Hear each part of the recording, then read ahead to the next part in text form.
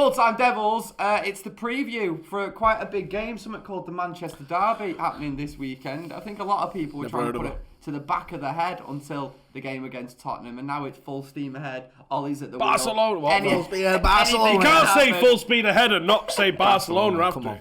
What a top bit of commentary that was. Remember when we were good? Vaguely. Over the days. Yeah. Welcome to the History Channel. Hey, well, you never know. Anything could happen. It's the Manchester Derby. Remember, City was shit back in the day, and they still used to beat us. Remember 2008, won the double. City beat us twice. Nightmare. So it could happen this week. Do you know what? We could finish 8th this season and still just listening City to twice. A belting audio book at the minute on Audible, and it's talking about how the Premier League became to be the absolute juggernaut it is. So it's got loads on United's commercial stuff under Martin Edwards, loads on Abramovich taking over, and it's just gone through the City takeover stuff. And it's talking about Gary Cook. Remember that? I loved him. Weapon. I absolutely loved him. He was just perfect for that club. He was like he just came out with nonsense every week. Every week he was like in red issue front page. It was top. So there's a bit in there with him talking about how he went in and he said, "What's our biggest selling item into the City store?" And some guy was like, "DVD," and he was like, "What DVD?" And he was like, "United Home and Away." And he was like, "Are you taking a piss? Is it like it sold more than the shirt? It sold." He's like, "Oh, no, DVD." And he said that was the issue that they faced at the time was City. Everything they did was defined by United. But they've only been the only reason they got took over was because of United. Oh yeah, absolutely. That's why. It made them more commercially because it was viable, didn't it? Oh, there's actually another club in Manchester with the name Manchester in the Do you know the takeover was dependent on them buying Robinho on the day?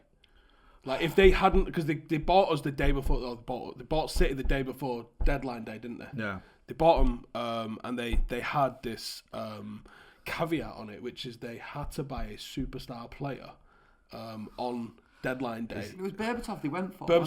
But do you know, remember Robinho sitting in the press conference going, as soon as Chelsea came in for me, I knew it was going to be the right move. And someone was like, "It's Man City, you could sign for." Oh yeah, City, yeah. United had to send Fergie to the airport because City was trying to get him from the airport on the way, and he went, "It'd be a brave man that says no to Fergie's face."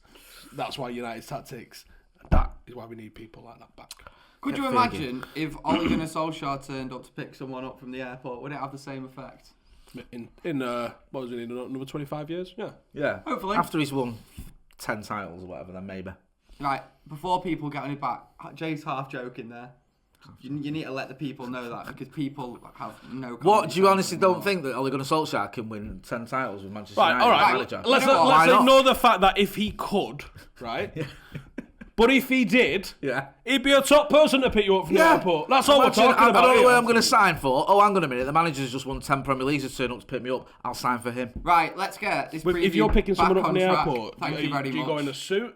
Do you go with an open collar shirt with like an open blazer? Do you go in like more of a jeans? Are you in the car or are you getting out? Are you parking up, getting out of the car? No, you're not putting money on the meter. Are you like beeping I hope outside? he's got, no, Oi, I'm here. Not even allowed to do that. I need something to keep them in check. You've got to like sort of park up and that. You can't beep? Nope. Beeping's definitely out. Right, no, preview back on track. Manchester Derby at an airport since 9/11. This country's got Manchester Derby. It's one of the biggest games in the country. Can we please get back on track? We are on track. We're talking about after Ollie's won 10 titles, how he picks people up from airports and what he wears. Whether he can beep or not. How much pressure, all little pressure, is Ole Gunnar Solskjaer under this weekend? Not as much as you're under now. Has he eased the pressure after getting the win against Tottenham, or is it stuff by City and you're But what gone? I want to know more is he a denim and untucked shirt kind of guy with like a Clark's kind of shoe? If you want to see some real denim game, go on his Twitter. Oh, the one from 2011. Yeah. Go on Gaz Drinkwater's Twitter. It's not double denimed up, has it? No, he's got the best denim game you've ever seen in your life. In my defence, I was 14. I don't care. I don't believe you. No. It's true. It's like parachutes, isn't it? It's like MC Hammer. I don't know why someone told me I was a large man, because I'm clearly not. Right. Sorry, what was the question? He's always the pressure. Has Ole Gunnar Solskjaer relieved the pressure a little bit ahead of this weekend with that win against Tottenham? Because not just the result, it was probably the best performance of the season. I think he can go into this game now. I think personally he can afford to lose the derby. I think had he lost against Spurs and lost badly against Spurs, then obviously people are going to look at it and go, oh, it's Jose Mourinho, the guy that we sacked for Rolling, and now look, he's getting beat off him.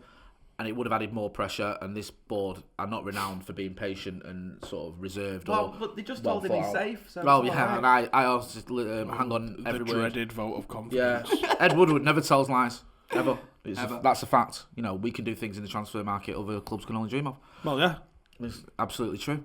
Signing Fred for 52. Yeah, other clubs only dream of that. Paying for Alexis Sanchez to play for someone else. Other clubs. They can't do that. other clubs definitely don't do that. No, they don't do that.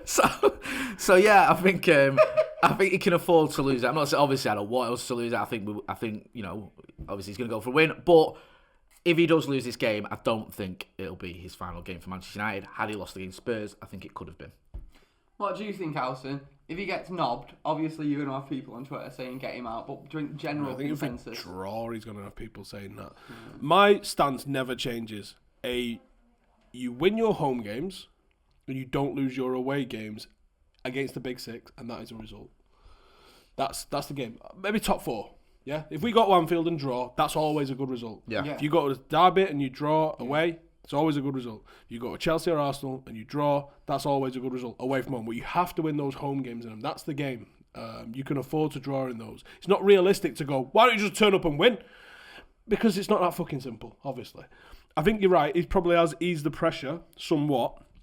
If it had been back-to-back defeats, and I don't even think it would have mattered if they were narrow defeats. I think it was just black and white, back-to-back defeats. I'm pretty sure that... Whether or not the board would have acted, the noise would have been unbearable. The noise was getting unbearable just because Mourinho took that job and Poch was sacked. That just created a shitstorm out of nowhere. Yeah. So something tangible to hang a shitstorm onto, like 2 back-to-back defeats, being wherever we are in the table. We're 2 points off 5th. As I said earlier, I think 2 points off 5th. We probably should have had those 2 points and probably should be in 5th. If we're in 5th by Sunday morning, I think that's not bad for where we are this season. I'm not going to call it a success. I'm not going to book a parade for May just yet. But I think that's an acceptable place for us to be at this stage of the season. I want to see us bring people in January and try and break into that top 4 because I actually think it's doable. It's not likely, but it's doable. And that's what football clubs exist to do, isn't it? Everything that we do is unlikely, really. Personally, I only really start paying a lot of attention to the table in December. I think that's when it can really start to shape up. And to be fair, this United team, if you actually look at the table, are we performing too much below the standards of the actual team on paper? Because we don't have a great team this season. We have a very young team, so we know it's going to be up and down. There's easily probably 6 teams better than us. Yeah, exactly. That's what I'm saying. It is a 6th place team this season. The problem you've got, and we all sort of said Sheffield this. United obviously being 1. I think we're all in agreement, right? Right. Good enough. The problem we have, and there's one we all feared, was we were 1 or 2 injuries away from being very mediocre. And what happened? Those 2 injuries that we didn't want in Anthony Martial and Paul Pogba happened almost immediately. Was they the worst 2 we could have got? You said I don't know. Players. Yeah, I think they were the worst 2 we could have got because you could probably cope with 1 at centre half, maybe even 2 at centre half. Yeah. Now people are coming back from injury. You have got Phil Jones, who is a calamity, but he's still an actual player. Yeah. When we lost people in midfield, we're like... Well, we didn't have anyone, did we? We were doing previews, and it was like, it's Michael Carrick. You said he's Michael Carrick still got his... He's still registered. Is he still registered, which was a fair comment. We've been talking about Axel and maybe even Victor Lindelof getting a go in there. Do you know what I mean? So, I think you could have probably... if it was left wing, there's a couple of options. If it was right wing, there's no options. If it's centre mid and striker... And the centre mid and striker it is. Yeah, probably the 2 most talented in the team. We've really... look at City have absolutely crumbled on the back of losing, I don't know, half a player. Yeah, no. And I saw a City fan tweeting the other day, we need to go and buy Koulibaly because we've got an absolute shambles. Same City fan 3 months ago saying, a bit longer ago, saying, Laporte and Stones are the future of fucking defending. Same City fans laughing when Klopp didn't spend any money in the summer. Saying, what's he doing?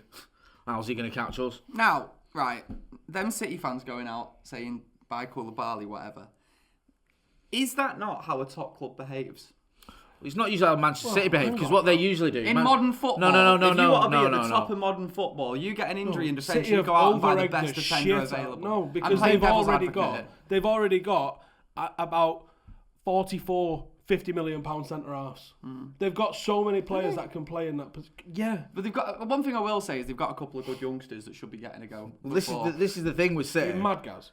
The City. They do. City do have some youngsters, but no, but the fact that you just mentioned them getting a game in the same sentence, are you off your fucking head? That is completely fucking irrelevant. I've got more chance of playing for City than a City academy player. Right, they've got a youngster who Pep Guardiola says is better than Messi, and he brings him on in the 93rd minute. That's all you need to know, and he's now looking at leaving from the rumours to Bill leave. So he will be leaving. The chances of a centre half who's never played for the club coming through the academy and getting thrown into what for them is a title race are absolutely fucking less than zero. You know what a lot of people don't talk about with City is they've got David Silva and Phil Foden, right? David Silva's leaving at the end of the season. Phil Foden's been billed as a replacement to David Silva. They still won't fucking play him enough. No. Even though David Silva, they know he's leaving. That Brahim Diaz is one of the best academy players I've ever seen, and Sancho was as well. They just won't play him, and they'd be like, "Oh, Sancho wanted games. That's what he wanted. If you'd have given the little fucker games, he'd probably still be there now and absolutely ripping it." Is he the one with the United tax on him? What? Sancho, the one who's got the United tax. He's got something, hasn't he? Yeah, if they sell him to another Manchester club. Like Berry. I was going to say, who else are going to be? Altrincham. Yeah, FC United was FC United are in the market for £120 million players. Yeah, then we have to pay, that club has to pay extra, which is just the most City thing I've ever heard in my life. Midnight. Even when you're winning all the trophies, you're still in our shadow. Yeah. You can spot a City fan, can't you? I always find you can spot a City fan by their collar. By the state of their collar. They've always got grubby collars. I'm liking where this is going. You can spot a City fan. These used to be a United fan. Do you know what? You're a ginger with a bit of a tan, right? Which is a weird oxymoron, I know. But like City, even when they're not ginger, they're the most see-through, palest motherfuckers I've ever seen in my life. Like they should be ginger. Yeah, I just said it. You can't say that about a whole town. Did. Right.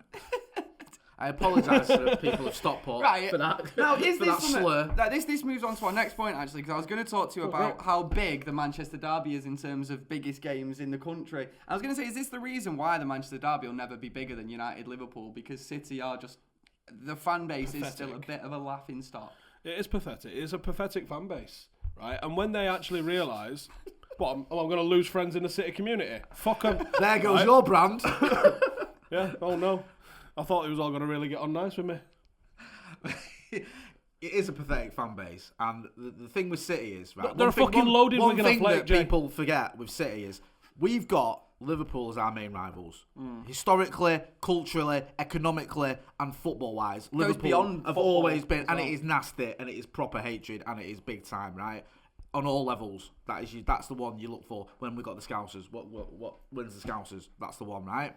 We've also got Leeds. Now, people may forget about Leeds, and I'm a little bit older than you guys, but Leeds hate us with a passion, and we hate them. And I've been to Ellen Road, and I'm never going back. And I don't care.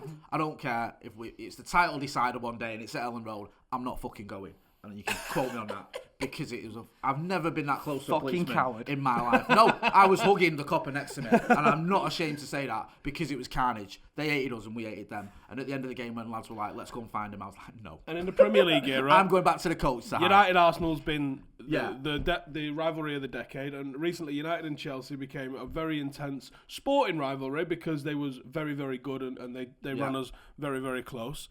City are fucking irrelevant. But this is the point I'm making. They're only relevant City have only because got someone anointed them. We've got the Scousers. We've got Arsenal. We had that sort of to and fro where for 8 years. We've even got like Juventus and Barcelona are rivals with us. City haven't got anything other than United. So they've tried to manufacture this thing with the Scousers who are like, if you want.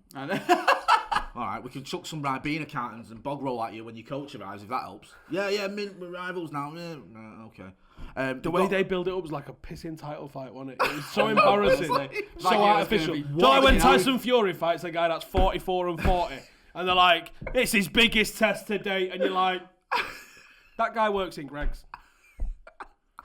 We can't show any footage of him sparring because it's embarrassing.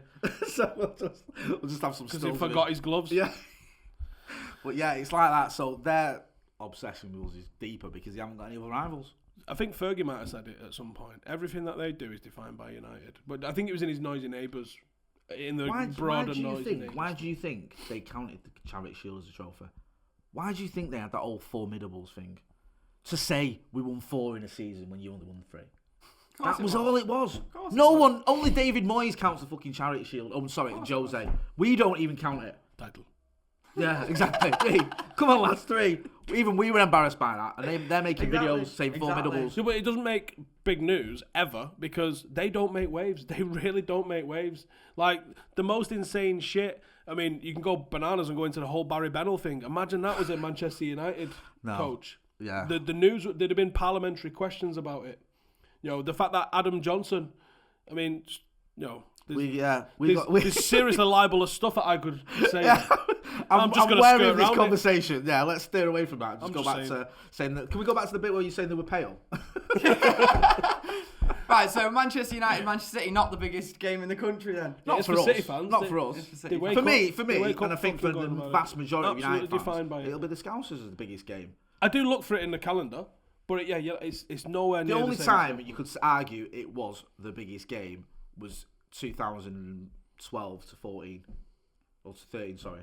I actually think those 2 seasons where it kind of got the title race. It kind of got peak. When we was going head to head, but then again, drew the league and you could argue that with Arsenal in '98 and '99, when those games decided who was going to get a title, Chelsea in 2007. I actually think they both met a media crescendo though in Pep and Jose's first season. I've never seen anything like that around there. That's a good point as well. Is Pep under pressure? Fucking right, he is the ball under this game. Pep's not on May. No, but is he not? Because Pep's leaving in May. Different levels of pressure. But if United, I don't think it will happen. We'll get on to predictions later. Were to win, that is pretty much the title race done. Even though it's almost done anyway. And that means that unless he wins the Champions League, he's spent about $1 billion and gone half a fucking season better than Pellegrino. Yeah. So his first season he's won nothing, and his last season he's best he's going to get his FA Cup. Pep's not under pressure. Is he not though? Is he not under a different type of pressure? No, Pep's not under pressure because he's already leaving and he's already told the team. But he looks like he's on meth. That looks like it brings its own pressure. The guy's a proper tweaker, isn't he? He really is. He's a weird. Do you reckon his heart rate ever drops below 200 BPM? I think he's always been weird. He's just got away with it because he's won things. He is odd. Like, double odd. He's always been proper odd, but those because faces he pulls, pure gurning remember, faces. He sprinted off halfway through after the Everton game when he drew, and he just sort of went and then ran off. That was weird, but no one even bothered with like, wait a minute, that's absolutely fucking batshit mental. What are you doing? No one said that. Or even in the press conferences where he goes, Phil Foden's the best player I've ever worked with.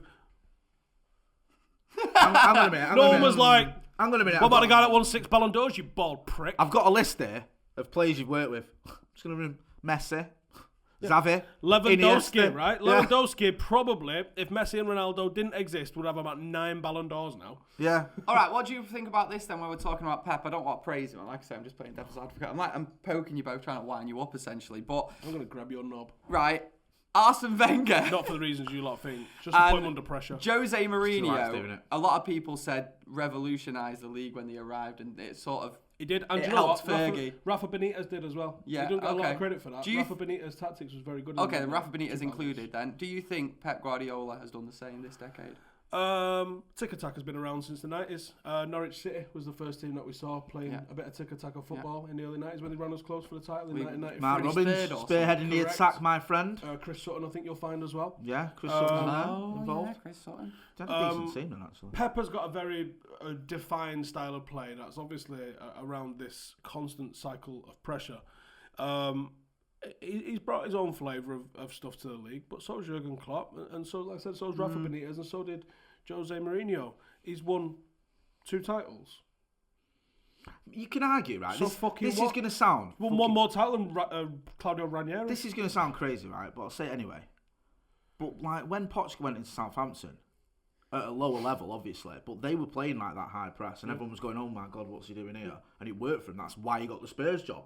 That was identical to what City were doing. It's just, obviously, City were doing it a lot better with a lot better players. But it's not like no one was playing that style. And £1 billion. Yeah, and £1 billion, which often helps, I've found, if you're looking to build a legacy.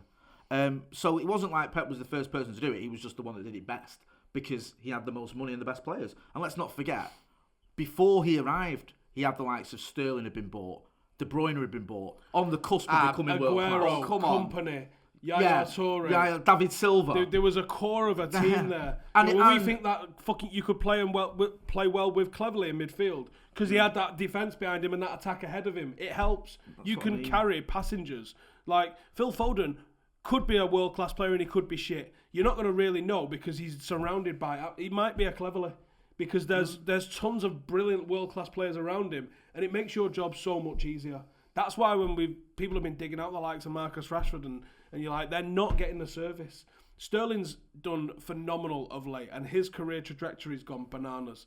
And it's great to see that it's gone from the reception he was getting in the media. He attacked the media. He fucking took them on and actually won and changed the narrative around him. Fair play. And what he's done on the pitch has been worthy of praise. But he gets about fucking 10 chances a game and misses some absolute stinkers. But because he's putting the ball in the back of the net very regularly, that gets brushed over. Do you not think that Pep has a lot to do with the way he's playing there, the way the player he's turned into? Who? Well, do you know? No, because They paid 50 million before. He was 50 million quid up. player, right? At Liverpool, people often forget because they're going about Suarez and Sturridge in that season that they nearly won the league. But he was a massive part of that. He was a very good player. And he was 19 at the time. I don't know whether it was when they beat us 3-0, but I think I said the only thing I enjoyed watching out there, he's a quality player, that Raheem Sterling. He'll be at Real Madrid in a few years. That's what I mean. So we all knew. Pep turning a £50 million player into a player worth a lot of money. Yeah. Or Claudio Ranieri turning a 300 grand player in like Kante and Mahrez into Premier League winners. What's more impressive? Claudio Ranieri turning an odd carrier into the best striker in the league. Kaboom. Right then, should we get into teams? Yeah, why not? Who's going to play? I've not put a team together myself, but I'll do it while you two are going. Elson, who's going to start? David De Gea. You know what? Big shout. Yeah. It's crazy, Yeah, but right. it just might work. I'm interested to see who you're going to say left back. Really? Brandon Williams? Is he just going to come straight back in? Oh, yeah, of course he will. Ridiculous question. I thought with Ashley Young playing in the Spurs game, you might want to just go for the same lineup. There's a bit of fishing. Played really well. He did really well against Son. Top-level fishing Right. there. Who was the worst player on the pitch? No, I'm joking. Yeah, it was probably Ashley Young didn't have a great game. I thought Ashley did Defensively, he did all right following Son around. Who was the worst player on the pitch? Lindelof. No, honestly, fucking Lindelof. Mate, he gave the ball away constantly. constantly. Lindelof, never. That's my opinion. You just want me to say Ashley Young. Get your fucking stats out. I'd say Wan-Bissaka had a worse game than Lindelof. Go on then. Aaron Maguire. Right. Rojo. Rojo You can't have Rojo and Williams in the same team. No, you got Williams. You can't. There's not enough ambulances in Manchester. I just did it to handle that. I just did it. And like I said, Ollie's going to be in the dressing room on a horse, right, bare-chested, with red face paint like Braveheart, saying about from this day till that. That's the team talk. You can take our Rojo's going to get out there and absolutely muller some fucker. Yeah. Like, look, against the likes of, I think Aguero might be out actually, so this might be a new point. Out. But fuck it, I'm saying it. Against the likes of someone like Aguero, someone who knows who his countrymen, speaking the lingo, absolutely wind the fucker up. If it's not Aguero, it's going to be Gabriel Jesus, a fucking Brazilian. There we go. Even better. Even worse. Even better. Even better. Bit of needle there. There we go. Yeah. There's I'll obviously show you there's a bit of a history there and all this lot. I'd absolutely Bingo. love that. Right, so Rojo and Williams, Right. Pond in left-hand side. Right? Manage. Yeah. Is everyone up for it or what? No. No, You see that on the table and you go, This is what I'm all about. get in! I was saying to me fucking granddad before, I was saying, mate, if we don't fucking perform too well in this game, maybe we don't even Let's just maim them. don't get a result. Let's just fucking show some intent, you know what I mean? Get a fucking red card, go into them, it's the Manchester derby. If we're going to go down, we're going to go down fighting. That's all we want as fans. Wan-Bissaka right back. Yes. Yeah, that works. Midfield of...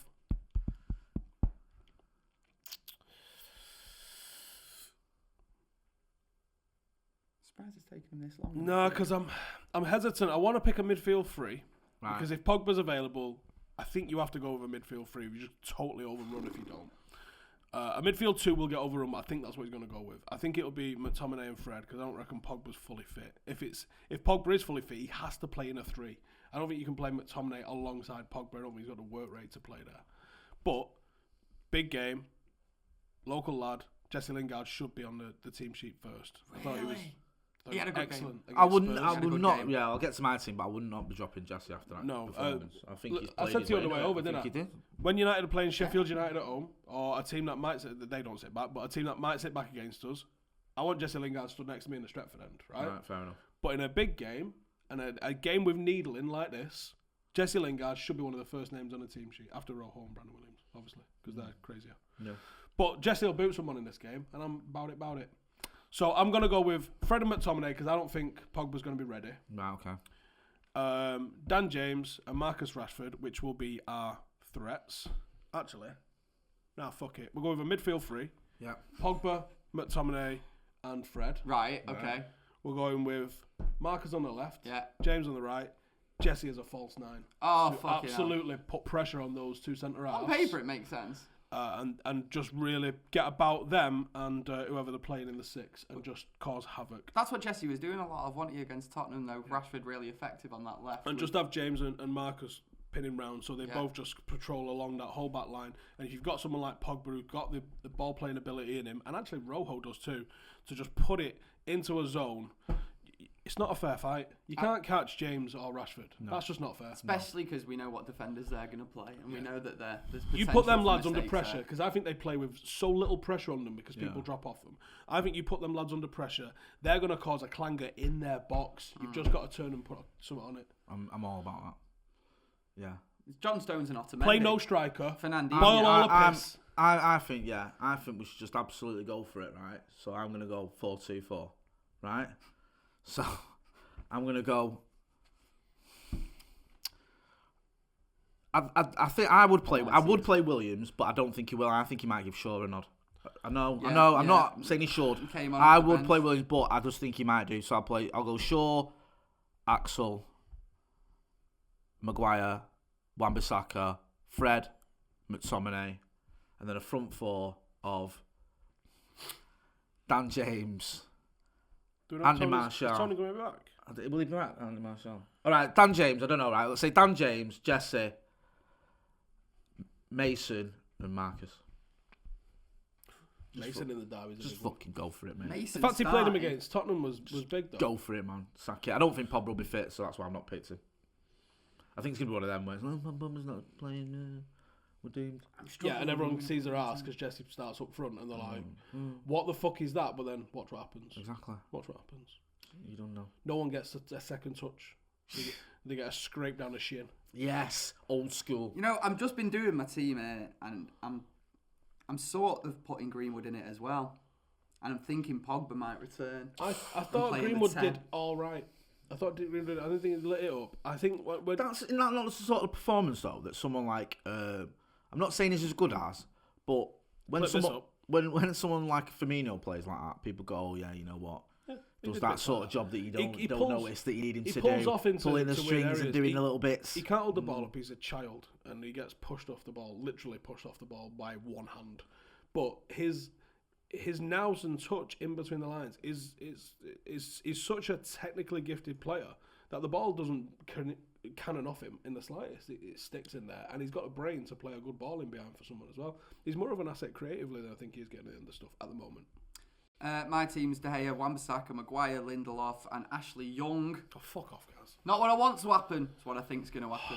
What is it? The other contenders are Luke Shaw. Have you always said fuck off when Ashley Young's mentioned? Since I remember in 2014. You do realise this is predicted, and he does actually play a lot of football, whether you like it or not. 2014, people are going to fucking hate me for this, but we were talking about our best players of that season under Van Gaal. And my two best players, I give it them because they were our most improved players, and it was Chris Smalling and Ashley Young. Mate, and he nearly had a heart attack. I think he's hated me since then, He sent his fucking Twitter boards onto me once because I said Ashley Young played well. 10 minutes before Gary Neville gave him fucking man of the match, I hasten to add, and he unleashed all the fury, and I ended up... I think we were going to go out for a meal, me and Mrs. ended up cancelling on Twitter. Sorry about that. So you know it's a good day on Twitter. Yeah. We have to cancel plans. We're not going out now. I'm arguing with some twat about Ashley Young. Right, that's not what I want to happen, by the way, Ashley Young. It's just what I think will happen. Rest of the team, Fred and McTominay. They played well against Spurs. I don't think we can do it for the rest of the season. I'd rather Pogba come back in there. But for this game, let's do it. Since we're on form, James on the right, Rashford on the left. Fucking Jones. Let's throw Pogba forward. Let's play him as a number 10. And I'm worried with Pogba, right? I'm worried that he's coming back for this one. Don't attack me. I hope I'm wrong. That it suggests there may have been something else going on as opposed to an injury, and he's going to come back for the derby. Conspiracy theories. Get fit for December, and then in January. Be ready to leave the club. I hope I'm fucking wrong. How'd you get match fit after taking your cast off 10 days ago? Because my predictions and my knowledge of City isn't that great, we're going to make a substitution during this preview. And because I've got to go and do something. And Greenwood's up front for me, but no one gives a shit. Hello, Andy. All right, lads. You all right, mate? Yeah, buzzing after last night, quite confident. And where was that last few games, eh? Hey, it was good, that Spurs game, mate. We're just about to finish the preview, but we are going to talk about Man City before we finish, their team in particular. Any holes that we can expose, Howson? Because of Big the way... gaping one in the defence. Yeah, because of the way they push up with the fullbacks. And I'm not convinced with Mendy. I don't rate him at all. I don't rate the other left backs. Because of how high their line is and how fast our players are, it's such a basic analysis, and I don't like to just be like, here's a really basic thing like we're fast and they're dead eye up the line. But it is a fact, and what you've seen, Liverpool have really got their number of late, and I think you've almost got to look at the template of what Liverpool do. A little bit of gegenpressing and a little bit of pace.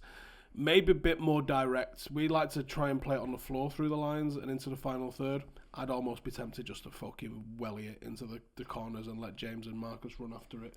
Saw that happen a little bit against Tottenham.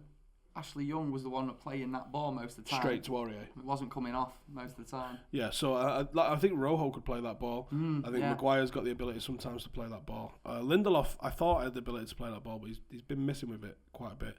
Mate, there was a pass against Tottenham where Lindelof literally just had a man. He could have played a short pass along the ground. He just fucking wellied it out for a throw in, and I didn't know what was going. He's meant to be our ball playing centre half. If we think back to Wembley, and the ball that Pogba played for Marcus's winner, that's the sort of ball that devastates this City team. But there's not many people get the opportunity to play it.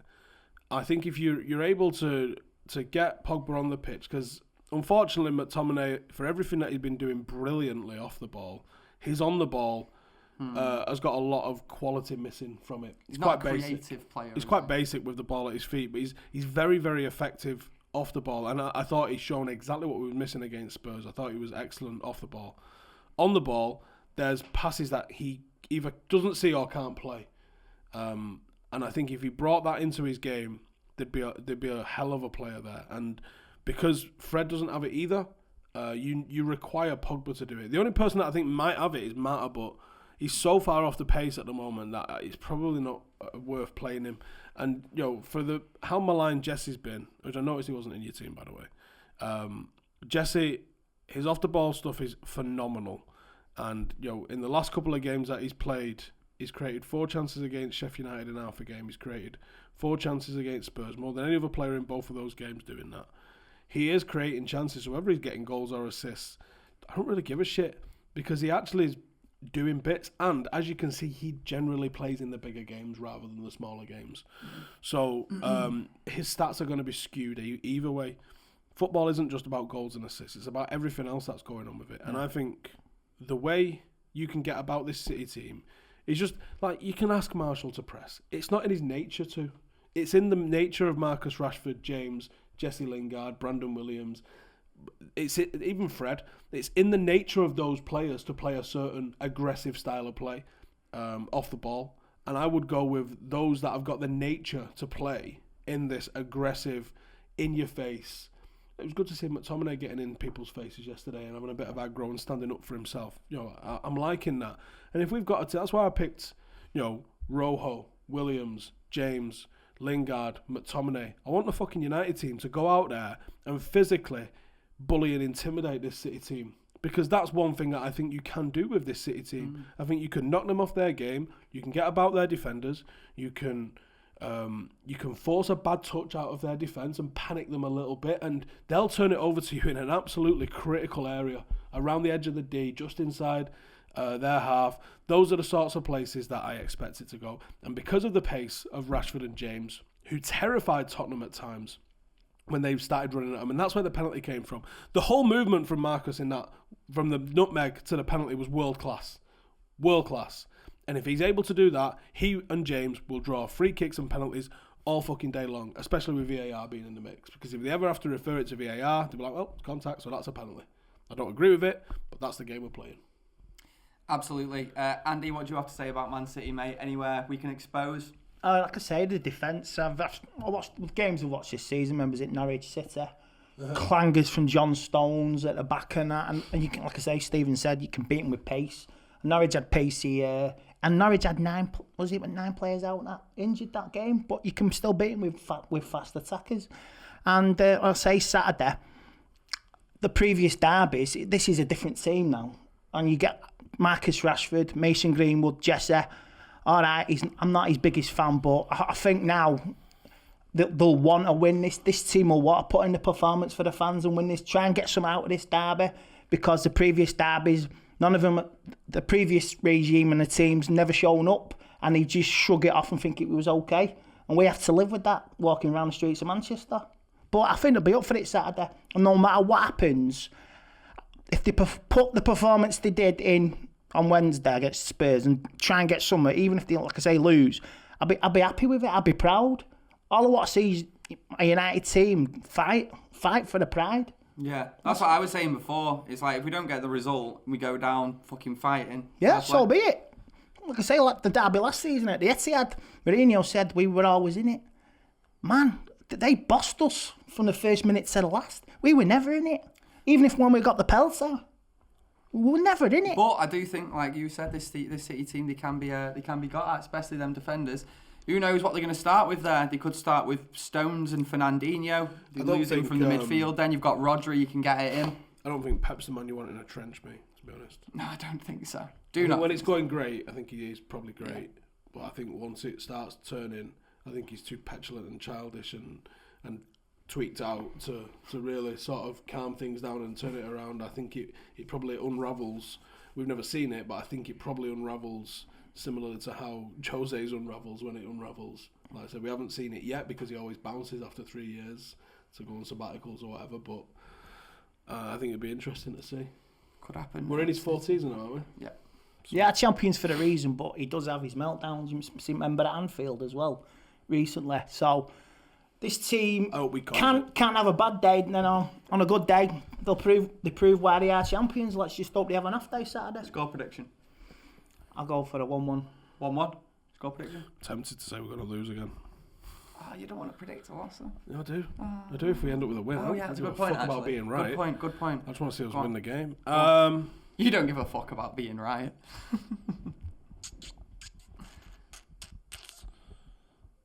I'm saying 2-2. I'm feeling 2-2. I'm saying 2-2. I am feeling a score draw because I think their defence can be got at and ours definitely can be got at. It's down midfield. 3-2 United. 3-2. Oh, the famous route. You'd love Percy last minute. Yeah. You'd love Pogba's famous last minute. Fucking imagine. It was Andrei Kanchelski's one, I think, because he scored a hat-trick in one. Demolition Derby, Dep 95.